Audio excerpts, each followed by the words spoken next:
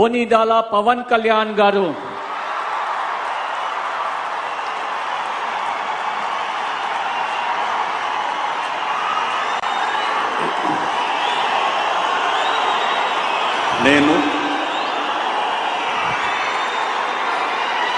కొనిదెల పవన్ కళ్యాణ్ అనే నేను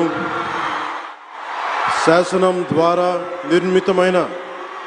భారత రాజ్యాంగం పట్ల నిజమైన విశ్వాసం విధేయత చూపుతానని, భారతదేశ సార్వభౌమాధికారాన్ని సమగ్రతని కాపాడుతానని, ఆంధ్రప్రదేశ్ రాష్ట్ర మంత్రిగా నా కర్తవ్యాలను శ్రద్ధతో అంతఃకరణ శుద్ధితో నిర్వహిస్తానని, భయం గాని పక్షపాతం గాని